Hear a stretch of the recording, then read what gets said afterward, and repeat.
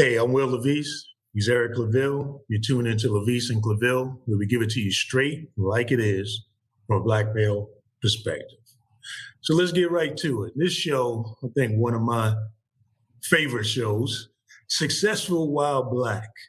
Recently, University of North Carolina, Chapel Hill, one of the most storied and prominent basketball programs in the nation, announced his first black coach, which is former NBA star Hubert Davis, and alum of North Carolina. Ironically, most people probably expected the news conference to be relatively routine, even though he's going to be the first black coach. And most people knew that question was at some point in the press conference was going to come. But what wasn't so obvious is when Hubert Davis answered the question about being a black coach, and his answer included him saying that he was proud that his wife was white. Now, being married to a white woman, or a white woman, black man being married to a white woman, or vice versa, it's nothing new, it's nothing unusual.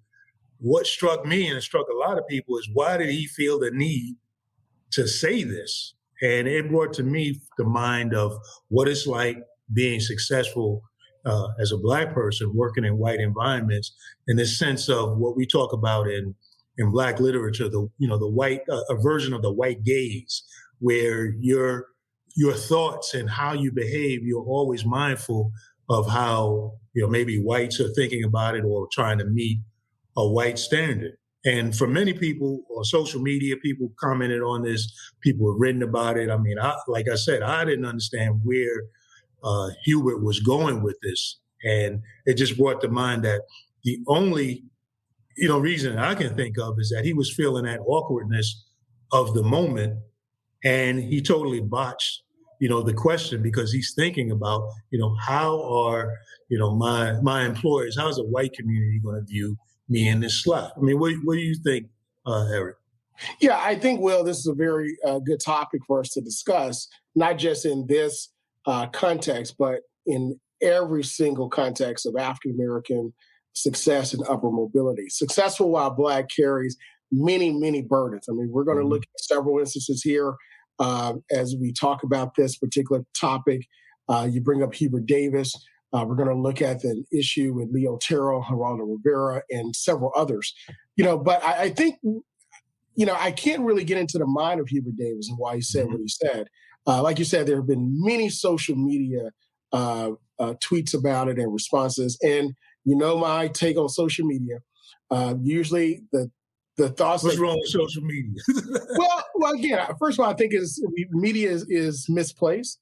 I think it's social conversation, because what happens is when you socially have a conversation with someone or socially converse, you're pretty much saying the first thing that comes to mind, which probably is not the best thing or always the best thing to come to mind. And I believe that's what we've deemed as social media actually does. But sometimes it's the real thing. It's what we really thought and what we really think, which is why where the potential value comes in. But I feel you, a lot of times it's better to have clearly thought out what you think and also have all of the information. So like in this case, actually see the press conference and and understand the context. And, I saw it, understood the context, and I was still like, where are you going with this? Because there are so many other ways you could have answered, that question. And also, I think that people should understand that, again, being in media, being a journalist, University of North Carolina has a media relations team, and they help you and coach you with what to expect, how to answer, being truthful to yourself. So I'm looking at all of this and knowing how these things happen behind the scenes. And I'm thinking Hubert had plenty of time to think about his answer to this question, to practice it. It wasn't like it was a gotcha type question. So I agree with you that we can't get into his mind and exactly where he was. And personally, I think he was trying to say something that was well-meaning. Absolutely. But again, that still also comes from, not knowing the man at all. Absolutely. But I think that where it becomes relevant is because we as professionals do find ourselves often in these environments, predominantly white environments as Black professionals. And have to find ways to be able to navigate in a way that is still true to ourselves and true to why we are there in the first place, is to perform a function. And for me, I think that that's the most important thing, is that you're there because of your expertise in that job, in that role. Obviously, he's been an assistant coach. He's qualified to be in that role. He has no reason to feel like he is somehow some kind of illegitimate hire. So his job is to do that job and to be great at that job, and to not have to think in terms of who's watching over my shoulder and all that. Now, there is a responsibility because of the society that we live in, and there's a reality that people are looking over your shoulder, and there is an extra weight being the first Black in a role that you don't want to mess up because of the possibility there'll be no more chances for other people. So that's why that makes this very much, relevant. Yeah.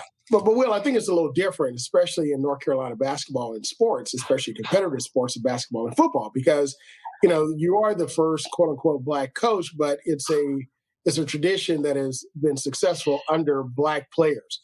I mean, look at the lineage that comes from North Carolina: Michael Jordan, Perkins. The list goes on and on, and of course down the road, Tobacco Road at Duke, and all of NC State and Wake Forest, and all of the basketball teams in North Carolina. I mean, that's primarily what they're known for when you come to sports themselves. Right. So with his comment, I know that he was paying homage to his family, his wife. He did mention how he's glad his kids have best of both sides. And we live in an age of inclusiveness. And right now, I mean, as far as the color barrier and love, that really is not even an issue, today. It's becoming less, I'll say become less and less and less. Right, it's less of an issue. I mean, it's still an issue for many people, but it's nothing new. It's not unusual. It's been going on for generations. Absolutely. And he's not the first Black coach to have a white wife and family. I mean, he's not the first person in sports. I look at Serena Williams. She's Black. She's got a white husband and a multiracial child.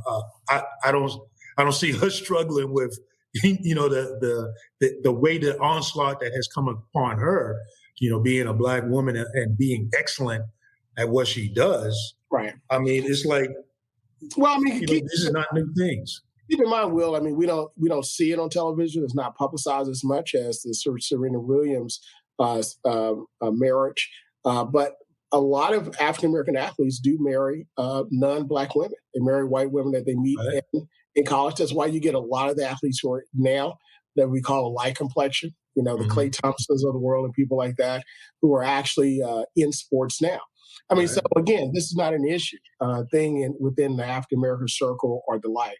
But I do believe, as you stated, there is a lot of weight on our shoulders to make our environments feel comfortable, with us. And in doing that, you and I have been in situations where we're the only African-Americans in the room. And when we talk about this, we're talking about it from an aspect of a lot of people that listen to us, a lot of people that we are friends with, professionals. A lot of times you're the only Black in the room. A lot of times we've gotten our advanced degrees. Absolutely. HBCU graduates, but in getting our advanced degrees, at least one of them, we've been the only Black in the room.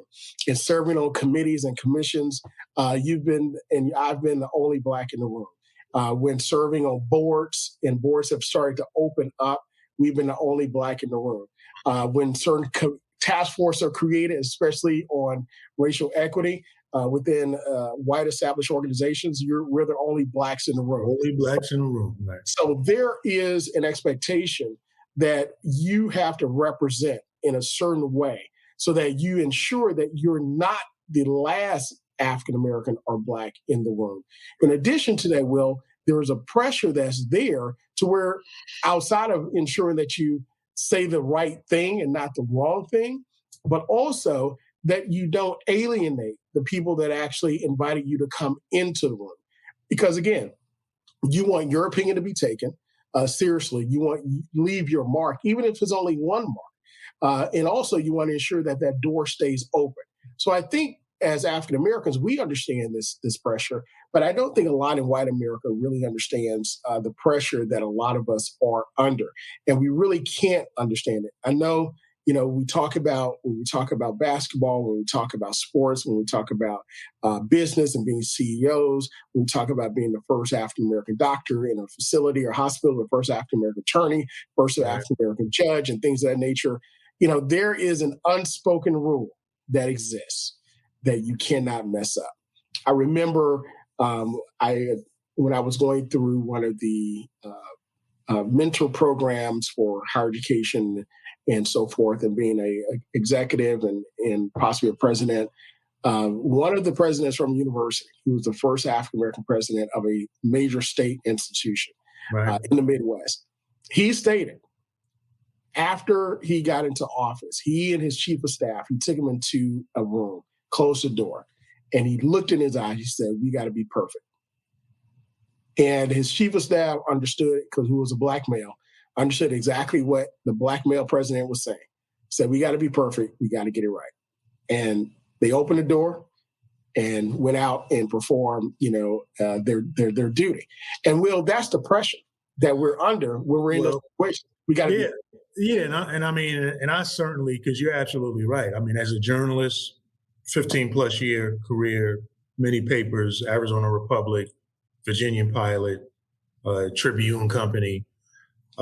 Many of those situations, I was the only black person in the room. I was the first black Metro columnist at the Hampton Roads Daily Press, there where you are right now, a paper that was founded in 1800s and clearly had a reputation of being a racist paper when you look at the view of the black community then happened. And when you talk to the old timers, so when I came there, I very much had a sense of the weight and the responsibility to my community, and like you said, to be perfect and to get it right.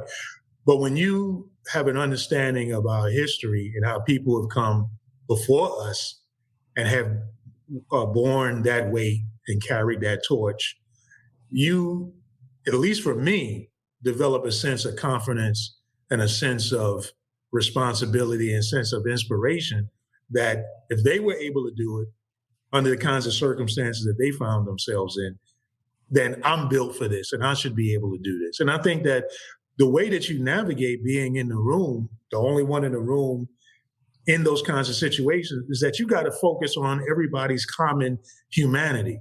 Yes, I want to be perfect, but at the same time, I know that I'm not perfect. I'm a human. I'm not perfect. And you got to focus on everybody's common humanity and respect everybody's common humanity in there. And to not be so overly conscious about the fact that you're black, as if to be black means less than. That's one of the things that really bothers me about a lot of our people and professionals who find themselves in this position, is that they are operating in the mindset that somehow, somewhere, maybe they are less than. When I've found myself in these positions, it's like, no, I'm not less than. I'm built for this situation. I'm merely the person. I'm merely the first black one because I was the first black one that was given the opportunity.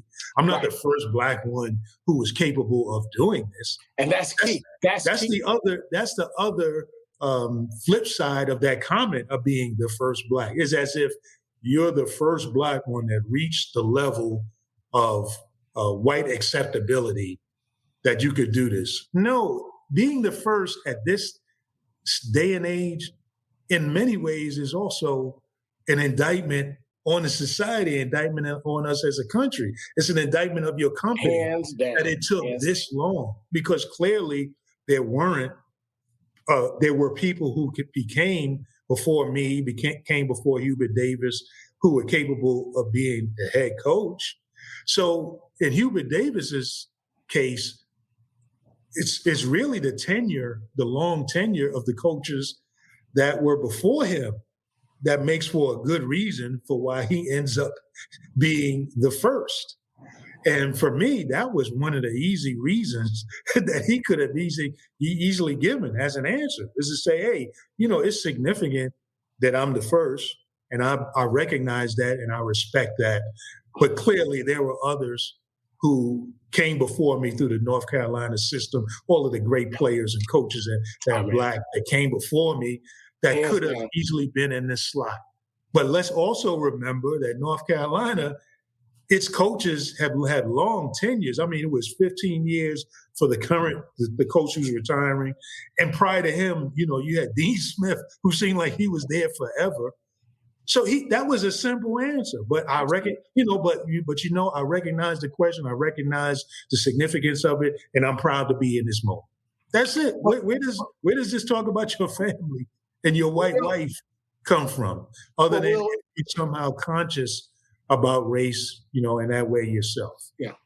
And again, I think there's another aspect to this, where you mentioned, first of all, I think it was great that you mentioned that us being the first, whomever we are, you, I, Hubert Davis, others, in jumping in those positions, it's not that we were the most qualified ever, but we were the first individuals who were qualified to get an opportunity. There were many, many of us that came before. That were provided that opportunity to come into the slot because clearly other people were bypassed. That should have been provided. Right. They have been bypassed. That's part of why you're still seeing first happening now, because previously a lot of people were bypassed and not even given an opportunity. Absolutely. As a matter of fact, if you go back and take a look at a story about HBCUs and also in sports, it talks about the great coach out of North Carolina, who actually wrote the book on the fast break that beat from NCCU, that actually beat Duke. And how they demeaned his style of basketball, calling it monkey ball, right? But he was also the first Black coach I think he won like 9 championships out of 11 years in the NAIA. And also from there, he's the first Black coach at Cleveland State. And just a phenomenal individual that ideally should have been. Who was the coach? Who was he? McClendon. Out of North Carolina. Right.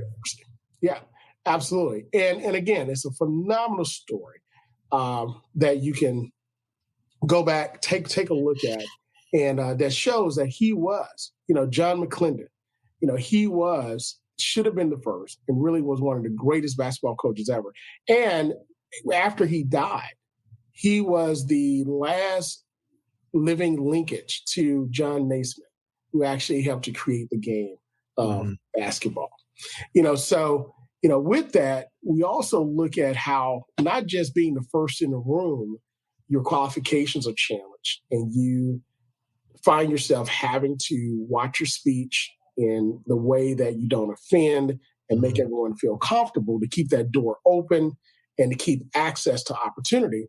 But we also find where your Blackness is challenged. So you're Black, but you don't want to be too Black. But then when you're not too Black, your Blackness is challenged. And we saw this play out in a back and forth this week, with Geraldo Rivera, with Leo Terrell, who's a civil rights attorney and activist for about 30 years plus. And there was a situation where we talked about they were talking about St. Louis, the new mayor, who's an HBCU graduate out of Hampton, who's the first African-American female mayor of St. Louis.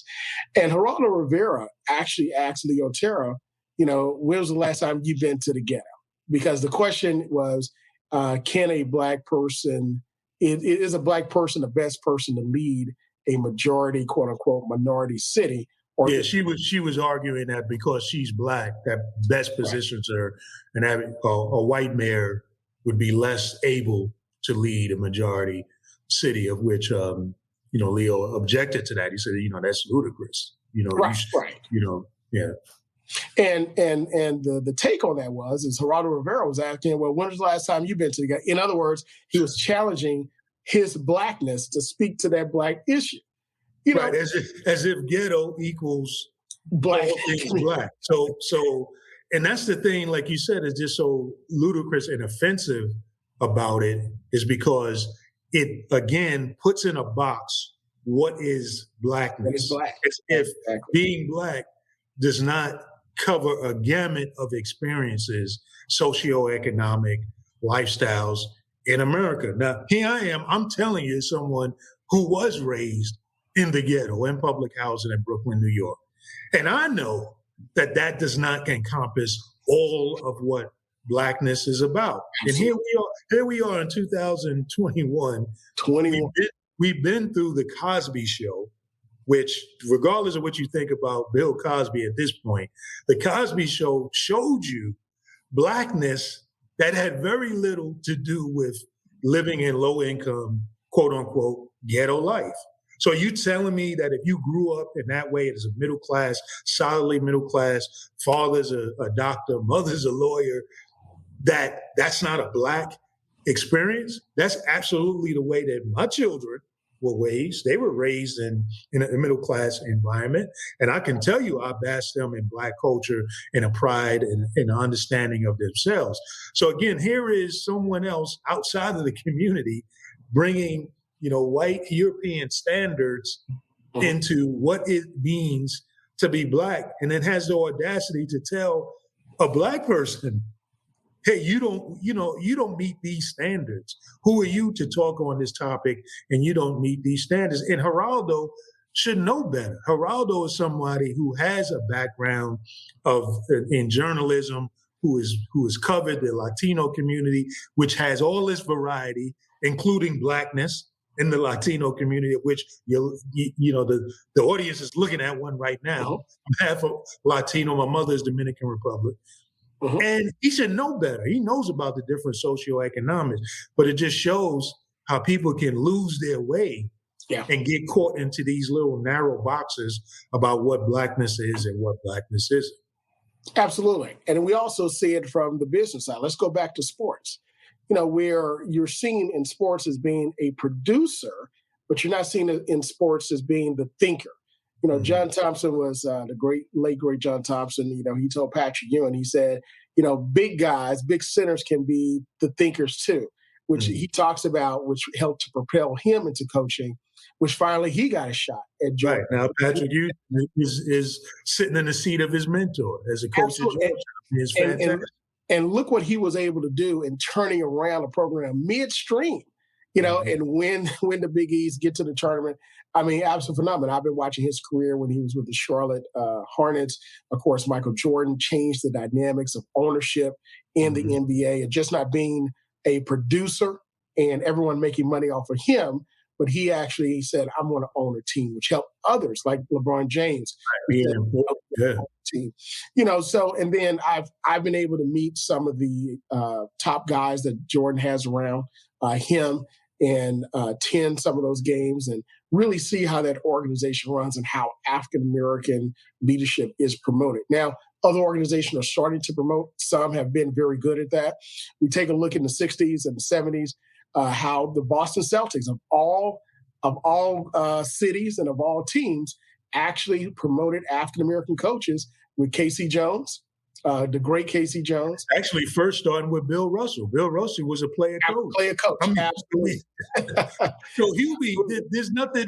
This is nothing new. This is not a new thing. So I think what you said about Geraldo was just pivotal. It really again gets to what I mentioned earlier about this white gaze, this standard upon which you are supposed to even judge yourself and what it means as a Black person in this society, and how dare someone outside of your community, outside of your life experience, tell you who you are. I mean, that's the absurdity of it. And I think again that Black people know that Blackness runs a broad gamut of socioeconomics, of ethnic groups, ethnic differences. So you can't just allow someone to just box you into what it means to be Black. And I think that that's the challenge when you're successful. If you come into it with this mindset that, oh man, I must contort myself to fit someone else's box, someone else's judgment, you're just setting yourself up for failure.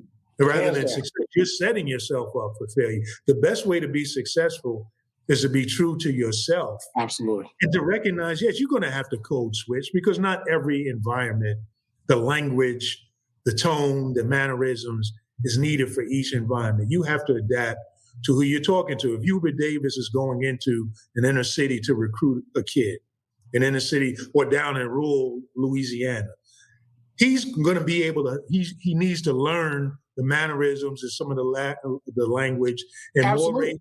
more to relate to him. But I he mean, should Will, be able. He should be able to Will, do that, contorting himself and becoming a whole different person. but Will, even the most successful non-black coaches, white coaches, have done that for years. Look at what Nick Saban has done. I mean, he's able to draft at a high level every single year. Look what Lou Holtz was able to do at Notre Dame. Look what the coach John Wooden was able to do at UCLA. I mean, so you're Jimmy Johnson and many, many others when he came to the University of Miami, which is just his little private school in Miami. But then he started to recruit African-American players from where none of the people at the University of Miami had ever gone, to recruit students for school. Down the road. They didn't want to go down the road to recruit. Right. Exactly. But again, they changed the dynamics of it. And today, I mean, it's put it on the map and is known as the U. And it's something that they hold, they dominate it and something that they hold with pride. So to your point, yes, we do have to code switch. The most successful people do. But the key to success is being authentically you, being true to yourself. Because what the world needs more is persons who are honest with themselves to not only recognize their strengths, but more importantly, recognize their weaknesses and also respect and honor everybody else. You don't have to agree. We can disagree. And I think that's one of the, we're going away from that with council culture, where if you don't agree with me, then I'm going to counsel you, or the extreme side. If you're not my ally, then you're my enemy. And again, we should not be that way at all in society. We can agree to disagree, and we can live in a harmonious country, a harmonious community. Because we all want to get to the same point in life. We're just taking different roads to get there. So as we move forward and as we deal with this issue of being successful while Black, and again, we looked at it through sports and we looked at it through the eyeballs of politics, but we're going to look at this issue over and over again from other aspects. What should we do as African Americans when as we continue to be successful and climb up that ladder of upper mobility? Will? I think what you said about being authentic and true to yourself is exactly the beginning point. No one can be you better than Absolutely. you. And if you ascended to this spot, clearly you being something about who you are was good enough to get you there. Now, we do know that people ascend up to spots by contorting themselves and doing head fakes and smoke and mirrors too. But if you do it that way, eventually you're going to get found out. Eventually. And it's not going to be a good look at all. But if you do it in a way that is authentic to who you are, and like you said, when you're respectful to the other people in the room and where they come from, their cultural context, their socioeconomics, when you're respectful, what begins to happen is people begin to tune into your common humanity that you all share.